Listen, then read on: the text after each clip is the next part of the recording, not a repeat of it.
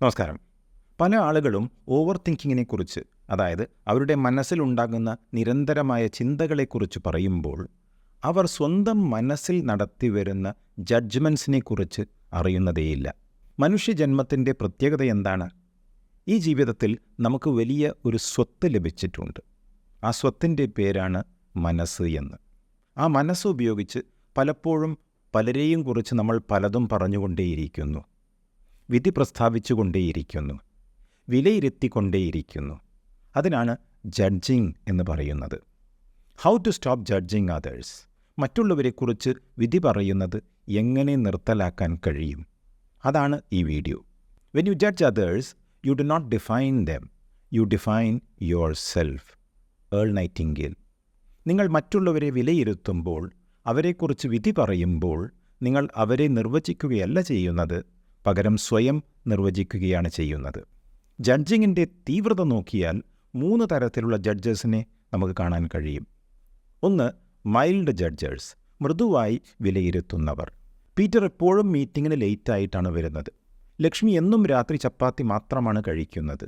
ഒന്ന് മാറ്റിയാൽ എന്താ കുഴപ്പം? ഇത് ഒരു ഒപ്പീനിയൻ, അതായത് അഭിപ്രായം പറയുന്നത് പോലെയാണ്. മൈൽഡ് ജഡ്ജേഴ്സിൻ്റെ അവസ്ഥ ഇങ്ങനെ. രണ്ടാമത്തെ കാറ്റഗറിയിൽ മീഡിയം ലെവൽ ജഡ്ജേഴ്സാണ്. മോഡറേറ്റ് ജഡ്ജേഴ്സ് എന്നും പറയും. മിതവാദികൾ. മനസ്സിൻ്റെ കണ്ടീഷനിങ് അല്ലെങ്കിൽ ബയസ്, പക്ഷപാതം കാരണമാണ് ഇവർ മറ്റുള്ളവരെ വിലയിരുത്തുന്നത്. ദാസൻ മടിയനാണ്, രക്ഷപ്പെടില്ല. അവൻ്റെ പെങ്ങൾക്ക് നേരാവണ്ണം ഇംഗ്ലീഷ് സംസാരിക്കാൻ പോലും കഴിയില്ല. അതുകൊണ്ട് പെട്ടെന്ന് ജോലിയൊന്നും കിട്ടാൻ പോകുന്നില്ല. മോഡറേറ്റ് ജഡ്ജേഴ്സിൻ്റെ ഒരു രീതി ഇങ്ങനെയാണ്. മൂന്നാമത്തെ കാറ്റഗറിയിൽ ഹാർഷ് ജഡ്ജേഴ്സ്, നിർദ്ദയമായി വിധി പറയുന്നവർ. അവർ കർക്കശമായും സ്ഥിരമായും മറ്റുള്ളവരെ വിലയിരുത്തിക്കൊണ്ടിരിക്കുന്നവരാണ്. ബാബുവിനെ കൊണ്ട് നാട്ടുകാർക്ക് വലിയ ശല്യമാണ്. നാസർ വലിയ സമർത്ഥക്കാരനാണ് കേട്ടോ, അവനെ വിശ്വസിക്കാൻ കൊള്ളില്ല, പുള്ളിക്കാരനെ എല്ലാം അറിയാം എന്ന ഒരു ഭാവമാണ്. ഇങ്ങനെയൊക്കെയാണ് ഹാർഷ് ജഡ്ജേഴ്സ് പറയുക. Don't judge someone just because they sin differently than you. നിങ്ങളെക്കാൾ വ്യത്യസ്തമായി പാപം ചെയ്യുന്നതുകൊണ്ട് മാത്രം മറ്റുള്ളവരെ നിങ്ങൾ വിധി പറയാതിരിക്കുക. ഇങ്ങനെ വിധി പറയുമ്പോൾ നമ്മൾ മനസ്സിലാക്കേണ്ടത് നമ്മുടെ മനസ്സിൻ്റെ ഒരു വൈകല്യമാണ് ഈ അവസ്ഥ എന്നാണ്. ഒരു പാപിക്ക് മാത്രമേ മറ്റൊരാളെ പാപി എന്ന് വിളിക്കാൻ കഴിയുകയുള്ളൂ.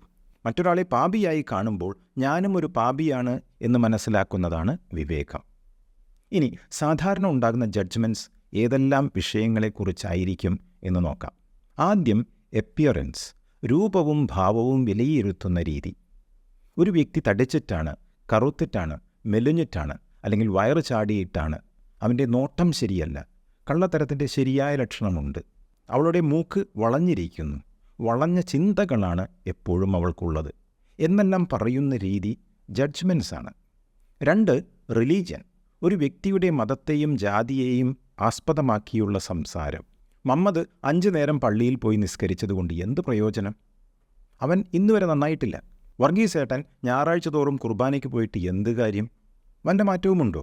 റേച്ചൽ എത്ര സമയമാണ് ഇന്ന് പള്ളിയിൽ കഴിച്ചുകൂട്ടിയത്? കുമ്പസാരമായിരിക്കും.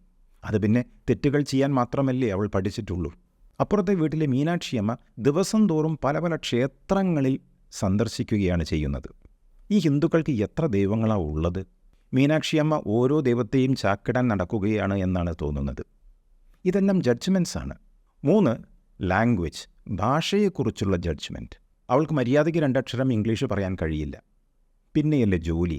ഇതൊക്കെ സ്വപ്നം കാണാൻ തുടങ്ങിയിട്ട് എത്ര കാലമായി? ആ ബാബു സംസാരിക്കുന്നത് ശ്രദ്ധിച്ചോ? നീട്ടി വലിച്ചുള്ളൊരു വർത്തമാനമാണ്. പറ്റിക്കൽ പ്രസ്ഥാനത്തിൻ്റെ ഉസ്താദാണ് പുള്ളിക്കാരൻ. ഇങ്ങനെ ഓരോരുത്തരെയും കുറിച്ച് വിധി പറഞ്ഞുകൊണ്ടിരിക്കുകയാണ് നമ്മൾ. 4, പൊളിറ്റിക്കൽ എഫിലിയേഷൻ. രാഷ്ട്രീയം തലയ്ക്ക് പിടിക്കുന്നവർ വളരെ കർക്കശമായിട്ടുള്ള നിലപാടാണ് എടുക്കാറുള്ളത്. അവരുടെ ജഡ്ജ്മെൻറ്റ് വളരെ ഹാർഷാണ്. അവനും അവൻ്റെ നേതാവിനെ പോലെ തന്നെയാണ്. ഒട്ടും ബുദ്ധിയില്ല. ജനങ്ങളുടെ പണം അടിച്ചു മാറ്റിക്കൊണ്ടിരിക്കുന്നു. ഇങ്ങനെയെല്ലാം അവർ പറയും. 5, എഡ്യൂക്കേഷൻ, വിദ്യാഭ്യാസ യോഗ്യതയുമായി ബന്ധപ്പെട്ട്. മത്തായി കോളേജിൻ്റെ പടി പോലും കണ്ടിട്ടില്ല. പിന്നെ അഭിപ്രായം പറയാൻ അവന് എന്ത് യോഗ്യതയാണ് ഉള്ളത്? അന്ന 2 വർഷം തോറ്റിട്ട ഈ പത്രാസ് കാണിക്കുന്നത്. അവളുടെ കുടുംബം മുഴുവനും അങ്ങനെയാണ്. ഒരാൾക്ക് പോലും ഡിഗ്രി സർട്ടിഫിക്കറ്റ് ലഭിച്ചിട്ടില്ല. 6, റിലേഷൻഷിപ്സ്. പല വ്യക്തികളുടെയും ബന്ധങ്ങളെക്കുറിച്ച് മനസ്സിൽ പ്രതിപാദിക്കുന്നു, വിധി പ്രസ്താവിക്കുന്നു. അപ്പുറത്തെ വീട്ടിലെ ശാന്തി ഓഫീസ് വിട്ടാൽ പെട്ടെന്നൊന്നും വീട്ടിലെത്താറില്ല. എന്തോ ചുറ്റിക്കളിയുണ്ട് കേട്ടോ. ഞാൻ കാണാറുണ്ട്, രാത്രി ടെറസിൽ എത്ര സമയമാണ് ഫോണിൽ സംസാരിക്കുന്നത്. അവളുടെ കെട്ടിയോൻ ഒരു പാവം, ഒന്നും അറിയുന്നില്ല. ഇങ്ങനെയെല്ലാം സ്വന്തം മനസ്സിൽ തോന്നുന്നത് പറഞ്ഞുകൊണ്ടേയിരിക്കുന്നു. അതെല്ലാം ജഡ്ജ്മെൻറ്റ്സ് ആണ്. 7ാമത് വെൽത്ത് ആൻഡ് ഫൈനാൻഷ്യൽ സ്റ്റാറ്റസ്. എന്തായാലും ഗോപാലൻ നായർ നേരായ വഴിക്കല്ല കാശുണ്ടാക്കിയത്. 1ഉം 2ഉം ആഴ്ച കൂടുമ്പോൾ ടൂറാണ് പരിപാടി. ഫാമിലി സഹിതം ചുറ്റിക്കറങ്ങുകയാണ്. ഇത്രയും കാശ് ജോലിയിൽ കിട്ടില്ല എന്ന് ഉറപ്പാ. അസൂയ കൊണ്ടാണ് ഇതൊക്കെ പറയുന്നത് കേട്ടോ. അതും ജഡ്ജ്മെൻറ്റിലേക്ക് എത്തുന്നു. 8ാമത്തത് ലൈഫ് സ്റ്റൈൽ ചോയ്സസ് എന്ന് പറയും. മറ്റുള്ളവരുടെ ജീവിതശൈലിയെക്കുറിച്ച് വിലയിരുത്തുന്നു. അവൻ ഭക്ഷണം കഴിക്കുന്നത് കണ്ടാൽ അറിയാം അതിനുവേണ്ടി മാത്രമാണ് അവൻ ജനിച്ചത് എന്ന്. അവൾക്ക് എല്ലാ ദിവസവും നടക്കാൻ പോയാൽ എന്താ കുഴപ്പം? ഇങ്ങനെ തടിച്ച് കൊഴുത്ത് വരികയല്ലേ.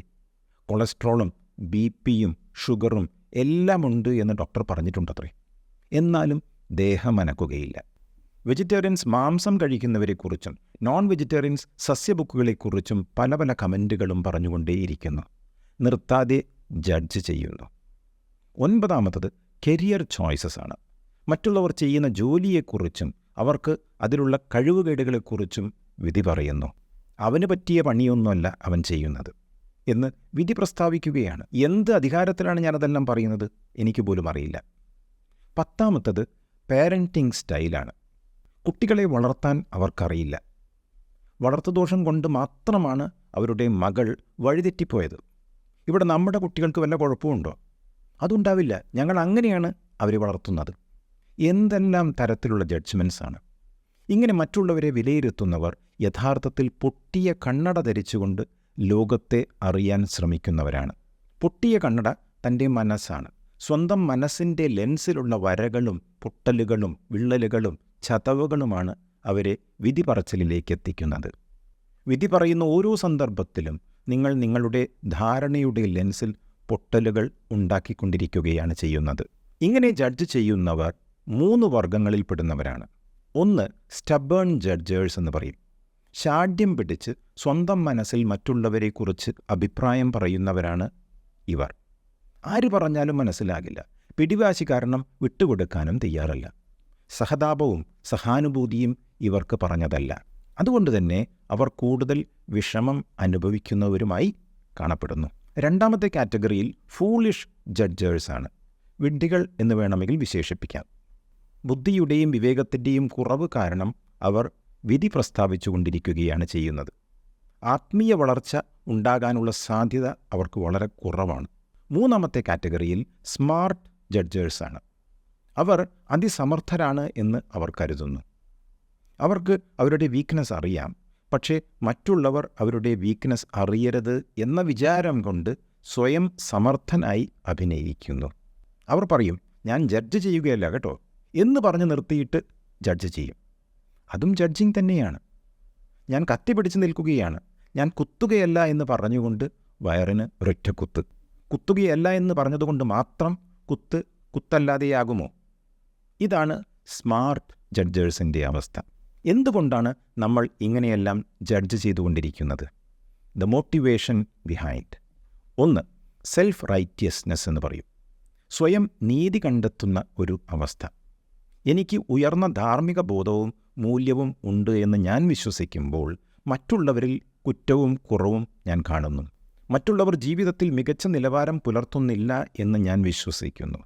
അത് എൻ്റെ ഒരു മനോഭാവമായി മാറിയത് കാരണം എനിക്ക് പിടികിട്ടുന്നില്ല. 2 ഈഗോ പ്രൊട്ടക്ഷൻ എന്ന് പറയും. മറ്റുള്ളവരിൽ നിന്ന് എനിക്ക് ഭീഷണിയുണ്ട് എന്ന തോന്നൽ വരുമ്പോൾ, എൻ്റെ ഉള്ളിൽ ദുർബലമായ ഫീലിംഗ് അനുഭവപ്പെടുമ്പോൾ എൻ്റെ ഈഗോ സംരക്ഷണം തേടുന്നു. മറ്റുള്ളവരെ വിലയിരുത്തുന്ന സമയത്ത് എൻ്റെ ദുർബലതയിൽ നിന്നും എനിക്ക് ശ്രദ്ധ തിരിച്ചുവിടാൻ കഴിയുന്നു. എനിക്ക് വിവേകം കുറവാണ് എന്ന അവസ്ഥ മറച്ചുവെക്കാൻ ഞാൻ മറ്റുള്ളവരെ കളിയാക്കുന്നു, കുറ്റപ്പെടുത്തുന്നു, വിധി പറയുന്നു. 3 ഇൻസെക്യൂരിറ്റി. ഞാൻ സുരക്ഷിതമല്ലാത്ത ഒരു അവസ്ഥയിലാണ് എന്ന് തോന്നുമ്പോൾ ഒരു സുപ്പീരിയോറിറ്റി കോംപ്ലക്സ് ഉണ്ടാക്കിയെടുക്കാൻ ഞാൻ മറ്റുള്ളവരെ ജഡ്ജ് ചെയ്യുന്നു. 4 ടു എസ്കേപ്പ് റെസ്പോൺസിബിലിറ്റി. ഉത്തരവാദിത്വത്തിൽ നിന്നും രക്ഷപ്പെടാൻ, സ്വന്തം പ്രശ്നങ്ങളിൽ നിന്നും ശ്രദ്ധ തിരിച്ചുവിടാൻ മറ്റുള്ളവരെ വിലയിരുത്തിക്കൊണ്ടിരിക്കുന്നു, ജഡ്ജ് ചെയ്യുന്നു. Judgement is the offspring of ignorance എന്ന് പറയും. അജ്ഞതയുടെ സന്തതിയാണ് വിധി പറച്ചിൽ. വേണ്ടത്ര അറിവോ ധാരണയോ ഇല്ലാതെ വിധി പ്രസ്താവിക്കുന്നത് വസ്തുതകൾ അറിയാതെ ജീവിക്കുന്നതിന് തുല്യമാണ്. സ്ഥിരമായി ജഡ്ജ് ചെയ്യുന്നത് മനസ്സിൻ്റെ വൈകല്യമാണ് എന്ന് മനസ്സിലാക്കി അതിൽ നിന്നും എത്രയും പെട്ടെന്ന് പുറത്തു കടക്കാൻ നമ്മൾ ഓരോരുത്തരും ശ്രമിക്കണം. How to stop judging others? 4 വഴികൾ പറയാം. 1. ആദ്യം നിങ്ങൾ സ്ഥിരമായി ജഡ്ജ് ചെയ്യുന്ന 2-3 വ്യക്തികളെ മനസ്സിലേക്ക് കൊണ്ടുവരിക. അവരെക്കുറിച്ചായിരിക്കുമല്ലോ താങ്കൾ കൂടുതൽ സമയവും മനസ്സിൽ പലതും പറയുന്നത്. പറയുന്ന രീതി എങ്ങനെയാണ്? മൈൽഡാണോ, മോഡറേറ്റ് ആണോ, അതോ ഹാർഷാണോ? ഇത് പരിശോധിക്കുക. 2ാമത്തെ സ്റ്റെപ്പിൽ ഈ വ്യക്തികളെ മനസ്സിൽ കൊണ്ടുവന്ന ശേഷം അവരെപ്പറ്റി വിധി പറയാൻ നിങ്ങളെ എന്താണ് പ്രേരിപ്പിക്കുന്നത് എന്ന് സ്വയം അന്വേഷിക്കുക. അവരുടെ ശരീരഭാഷയാണോ, രാഷ്ട്രീയ ചായ്വാണോ, വിദ്യാഭ്യാസ യോഗ്യതയാണോ, പണമാണോ? ഏതൊരു വിഷയമാണ് നിങ്ങളെ ജഡ്ജ് ചെയ്യിക്കുന്നത്? ആ വിഷയത്തിൽ നിങ്ങൾക്കുള്ള ബയസ് അഥവാ പക്ഷപാതം മനസ്സിലാക്കുക. 3ാമതായി നോക്കേണ്ടത് നിങ്ങളുടെ വിധി പറച്ചിൽ നിങ്ങളുടെ ക്ഷേമത്തിനും അവരുടെ ക്ഷേമത്തിനും എങ്ങനെയാണ് സഹായിച്ചിട്ടുള്ളത് എന്ന് ചിന്തിക്കലാണ്. വല്ല പ്രയോജനവും ഉണ്ടായിട്ടുണ്ടോ? ഒരു തിരിച്ചറിവിനു വേണ്ടി ഇതും അന്വേഷിക്കുക. അപ്പോൾ മനസ്സിലാകും ഇതുകൊണ്ട് ഒരു പ്രയോജനവും ആർക്കും ഇല്ല എന്ന്. മാത്രവുമല്ല, ഇങ്ങനെ ചെയ്യുന്നതിലൂടെ സ്വന്തം മനസ്സ് കലുഷിതമാകുന്നു എന്നും വ്യക്തമാകും. അവസാനമായി 4ാമത്തെ സ്റ്റെപ്പിൽ ഈ വിനാശകരമായ ശീലത്തിൽ നിന്നും മോചനം നേടാൻ തീരുമാനമെടുക്കുക. Decide to break free from the destructive habit of judging people. ഇതെല്ലാം തൻ്റെ മനസ്സിൻ്റെ ശാന്തതയെയാണ് കെടുത്തുന്നത് എന്ന് മനസ്സിലാക്കുകയും തന്നെ പ്രതികൂലമായിട്ടാണ് ബാധിച്ചിട്ടുള്ളത് എന്നും മനസ്സിലാക്കുക. Before you judge someone, walk a mile in their shoes. That way, you are a mile ahead and you also have their shoes. ആരെയെങ്കിലും വിലയിരുത്തുന്നതിന് മുമ്പ് അവരുടെ ഷൂസിൽ 1 മൈൽ നടക്കുക. അതുവഴി നിങ്ങൾ 1 മൈൽ മുമ്പിലെത്തും. നിങ്ങൾക്ക് അവരുടെ ഷൂസ് ലഭിക്കുകയും ചെയ്യും. നന്ദി, നമസ്കാരം.